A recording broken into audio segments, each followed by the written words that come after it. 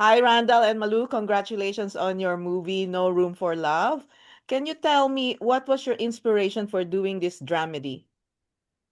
Well, our initial inspiration was that we had met a lot of amazing Filipino and Filipino American artists and actors and performers, and we kind of wanted to find a way that we could all work together and make something fun and exciting.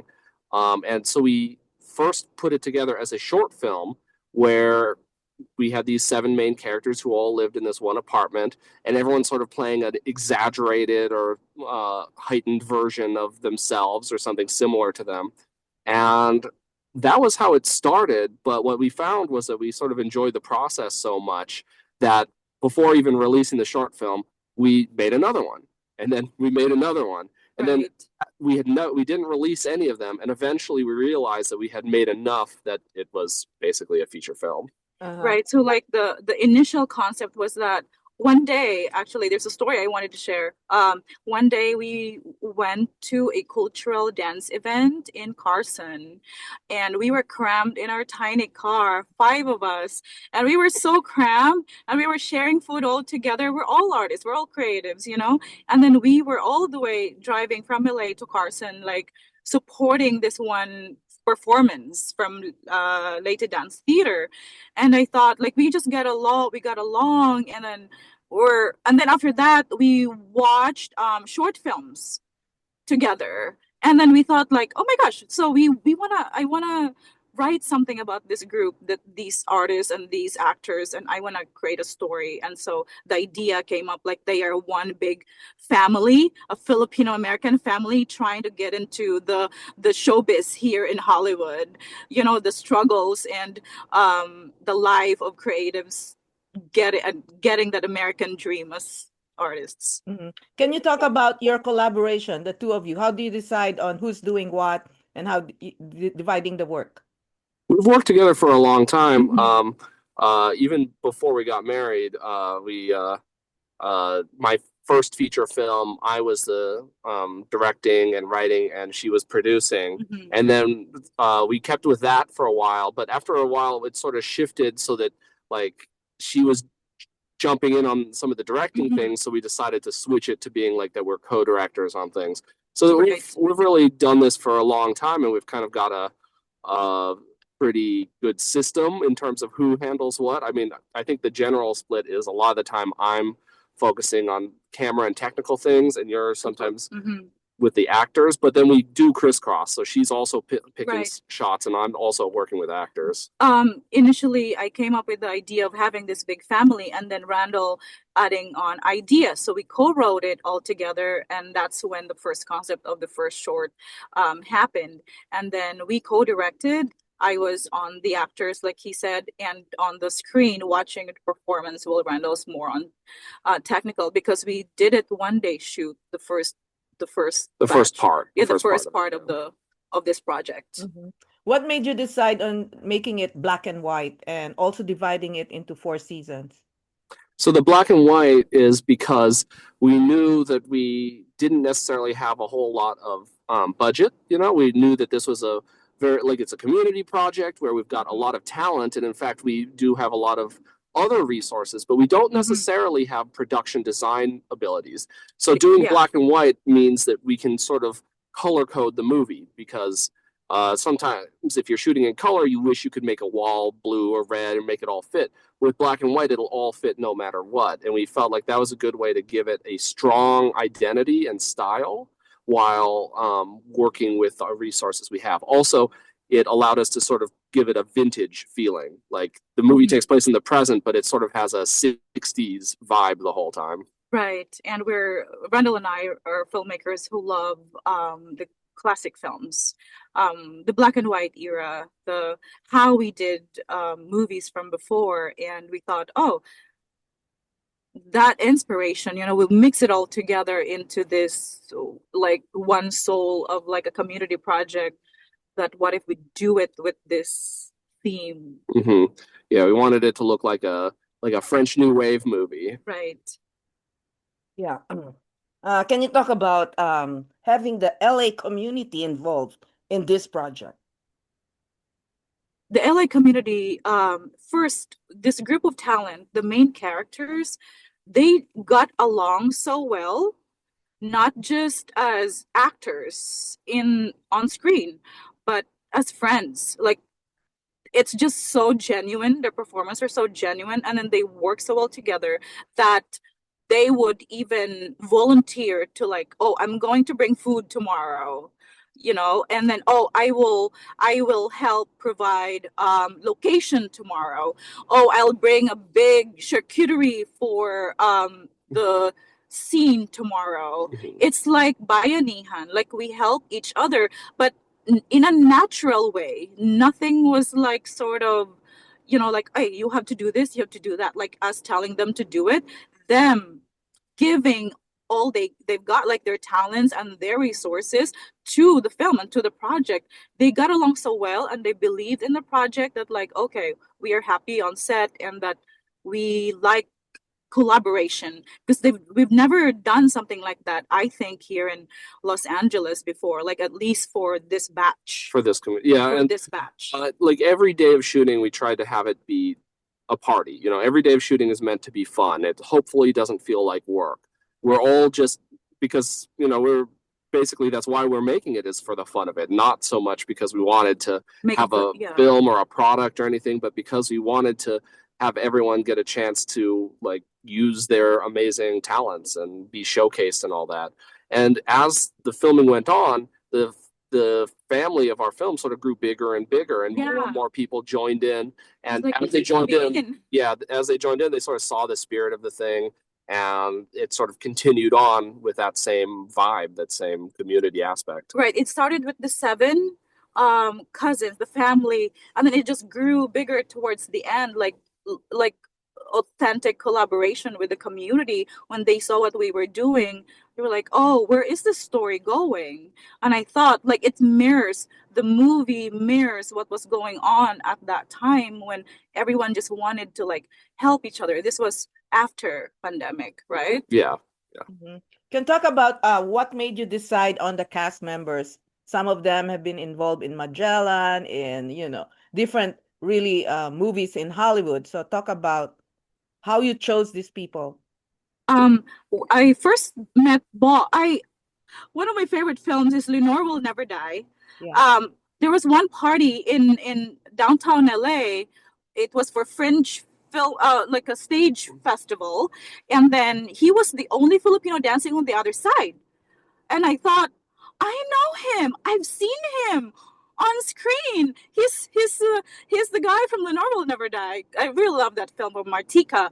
And then we kind of like, hey, join this group of Filipinos. You are Filipinos too, because he was all by himself. And I was like, okay, and we all got together. And that from that day, I think it started when we were like, hey, you want to join us to go watch this cultural event? But then it wasn't the idea where, like, we work together is really based on, like, friendship. Yeah, it wasn't necessarily cast the traditional way. It was more just like, we're already hanging out with these people, and we're like, hey, you guys want to shoot a movie? And then that's yes, that was how the initial casting happened.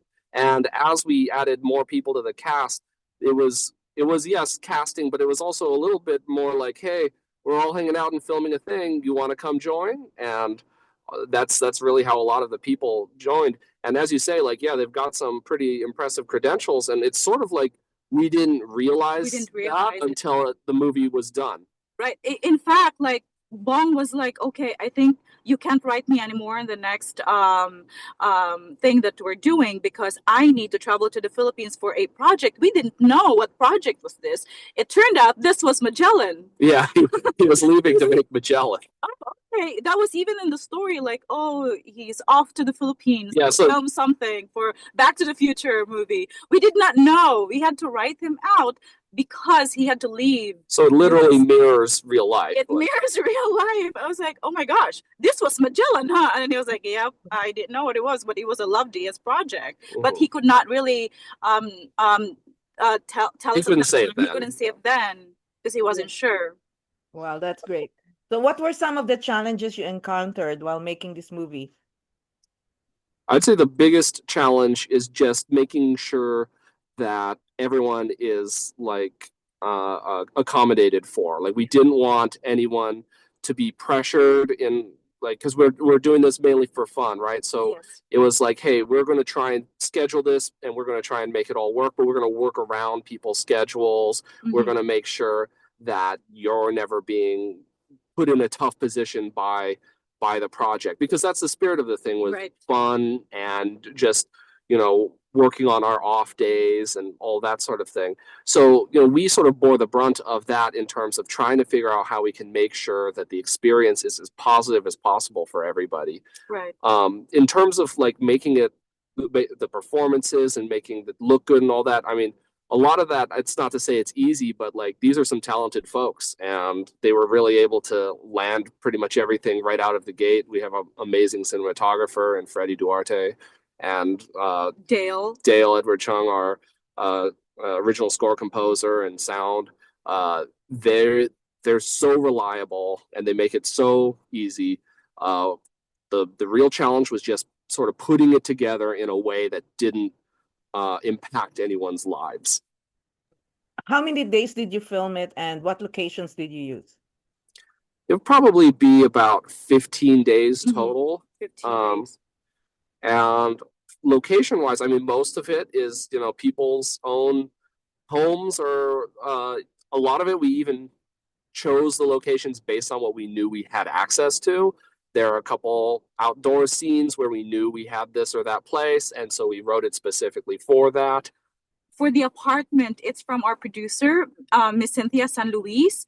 That's the home. That's the center where the family lives. So we're grateful for Miss Cynthia because that's where we usually hang out. Like watch short films. Hey, I have a short film I made in 2019, something like that. That's where we usually hang out. And then she's like, okay, we can film it here. And so that's the apartment. And then mostly community, right? And then there were a few special locations that we got from just doing Peer Space, the simplest possible way to do it. It worked out really well. And we're such a small crew. We're such a small group that it could work for pretty small locations. In your journey in making this movie, what lessons have you learned or insights that you have learned? For me, I think we are powerful together. I believe that if we really invest on each other's skills and abilities, we have it. We got it. But we have to work together and uplift each other. Yeah, I mean, to go off what Malou's saying, it's sort of together we're able to do amazing things, and it's kind of what I learned is that help is not coming from external sources. We're not going to wait for a big studio to call and say, hey, come make this movie or whatever, because who knows when that's ever going to come. It's better to just plunge on ahead with what we in our community are able to make and get things done on the basis of our own talents. And we've been successful in doing that, and it's really worked. I think with me and Randal as a couple filmmakers, our sort of what we believe in is that we create the space ourselves, because if we wait, it might not happen. It might take time. But if we are proactive enough in not just helping ourselves, but uplifting everybody, shining the limelight to everyone, I think we can make a big difference. Do you plan to enter it in any film festival? Absolutely. Yes. We're happy to be premiering at the CineQuest Film Festival this month on the 15th. That'll be our world premiere. And we are planning a whole slate of film festival appearances around the country and worldwide. We want to get this film seen. We want everyone to have an opportunity to check it out.